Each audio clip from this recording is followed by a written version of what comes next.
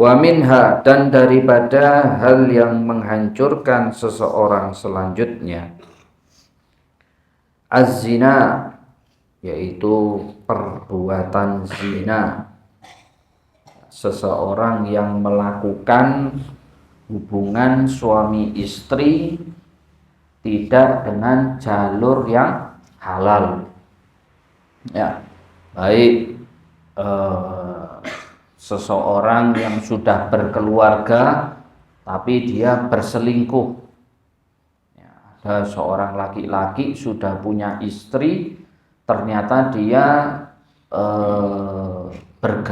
menggauli wanita lain yang bukan istrinya, zina.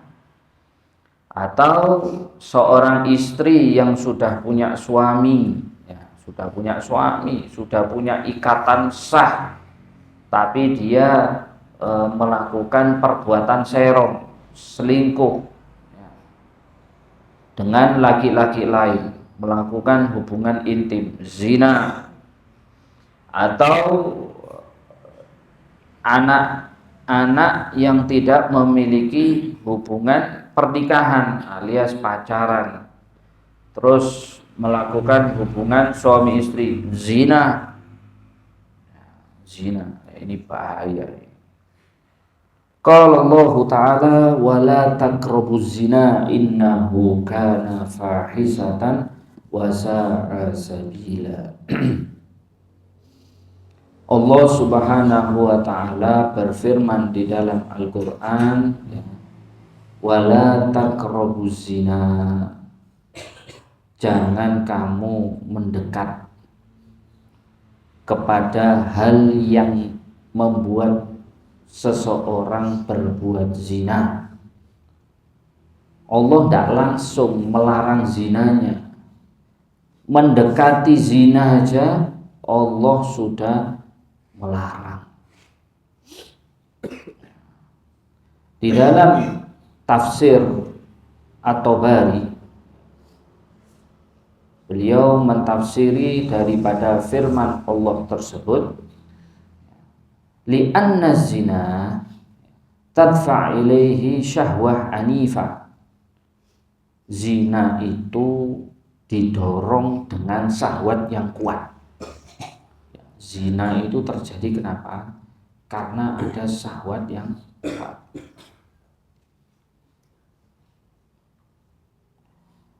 Fataharruz, maka menjaga, minal muqarabah azman, makanya menjaga diri dari mendekati zina azman, lebih aman. Jadi hal-hal yang mendekatkan, yang mancing seseorang itu zina, kita jaga, itu lebih aman.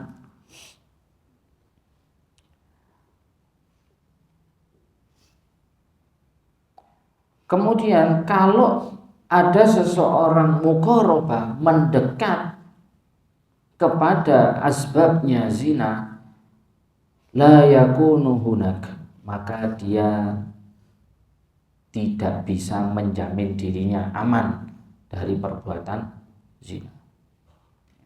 Gak bisa. Jadi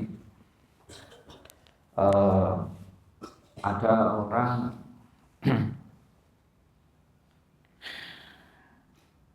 Allah Subhanahu wa Ta'ala melarang kita mendekat kepada perbuatan zina.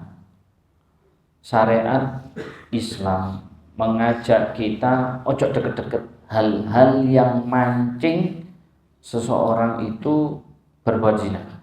Itu aman, jaga kita. Tapi kalau sudah berani bermain-main, melakukan sebab-sebab yang menjerumuskan perbuatan zina, tidak aman, bahaya. Mukaddimahnya ya seperti ikhtilat, kumpul laki perempuan yang bukan mahram, kumpul terus dengan laki dan perempuan. Dengan berjalannya waktu, khawatirnya muncul perasaan senang, syahwat, akhirnya naudzubillah zina. Khalwat, laki-laki dengan perempuan tanpa ada orang lain, sendiri, tidak ada siapa-siapa, mancing itu di dalam perbuatan zina. Kemudian apa? Alames, bersentuhan, laki perempuan gandengan tangan, gandengan, bahaya, bisa menjerumuskan ke perbuatan zina. Oh enggak, saya ini orangnya Masya Allah loh, insya Allah tidak bakal terjerumus ke perbuatan zina. Banyak orang yang ngomong kayak gitu terjerumus di dalam perbuatan zina. Bahkan orang yang ibadahnya Masya Allah, ilmunya Masya Allah, terjerumus di dalam perbuatan zina. Enggak, itu saya anggap anak sendiri. Saya anggap anak sendiri. Akhirnya dari situ keluar anak sendiri. Ya. Oh enggak, saya dari kecil main bareng sama si fulanah itu dari kecil, dari sebelum balik sudah sering kumpul. Jangan, bahaya. Ya. Jangan sampai kita mendekat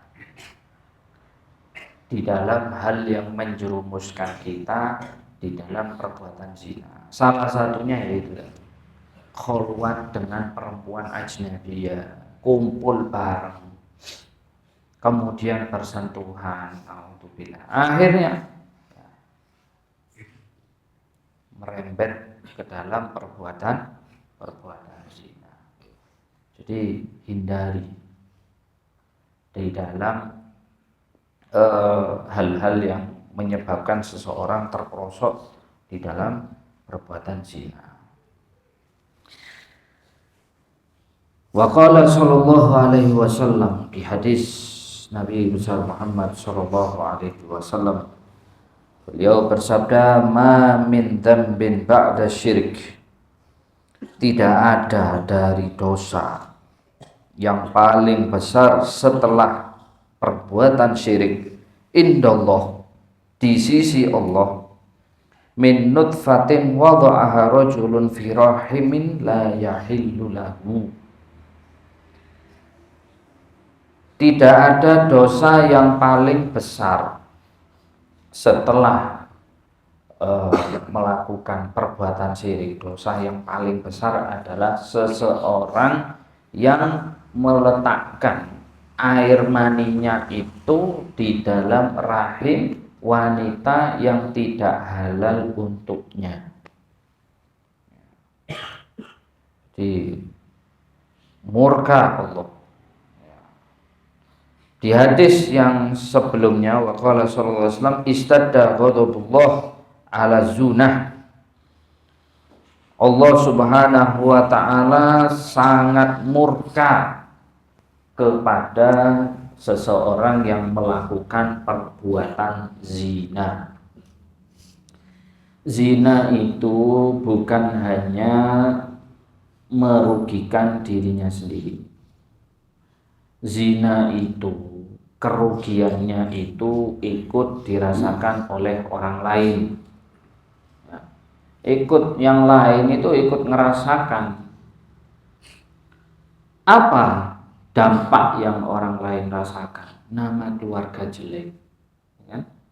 Keluarga tidak ikut apa-apa, ternyata di dalam keluarganya ada yang melakukan perbuatan zina. Malu, aib. Kemudian apalagi rusak nasab. Kita tahu sendiri, ketika seseorang melakukan perbuatan zina, kemudian hamil perempuannya, punya anak dari hasil perbuatan zina itu, Kan nasabnya bukan ke bapaknya, itu merugikan orang lain, kasihan gitu. Kemudian hubungan antar manusia juga tidak baik-baik saja, tercemar namanya. Wallahu a'lam, kalau di satu daerah tersebut perkara zina sudah biasa, na'udzubillah. Tapi di sebagian daerah perkara zina itu perkara yang besar, aib benar-benar aib.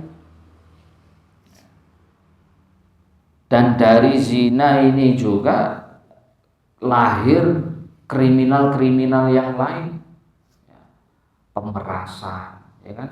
Ketika ada seorang laki-laki berzina dengan seorang wanita, si laki-laki ini memeras si wanita ini, diambil hartanya, dimanfaatkan. Kalau tidak mau, disebarkan aibnya. Pemerasan, pembunuhan terjadi karena zina. Jadi ada seorang laki-laki zina dengan seorang perempuan, ternyata malu si perempuannya, minta tanggung jawab, ternyata laki-lakinya tidak mau, sama laki-lakinya dibunuh, lahir kejahatan. Hamil perempuannya, malu punya anak dari jalur yang tidak halal, diaborsikan, kan bunuh itu, bunuh. Keluarga malu, akhirnya diusir. Kamu tidak saya anggap keluarga, mencoreng nama baik keluarga. Akhirnya apa, yang perempuan bunuh diri. Karena apa? Zina itu tadi. Makanya zina itu kerugiannya bukan ke diri sendiri, ke yang lain itu ikut imbas juga. Hati-hati ya.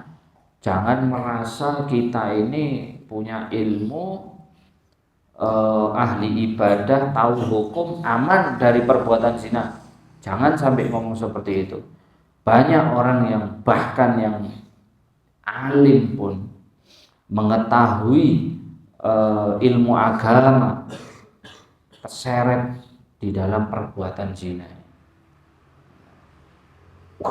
Saya Masya Allah dah mungkin tergoda sama akhwat-akhwat akhir zaman ini.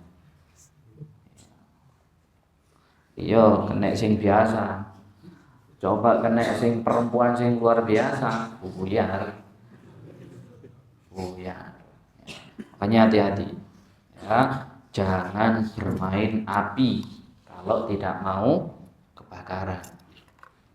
Jangan bermain zina kalau tidak mau hidupnya itu hancur loh.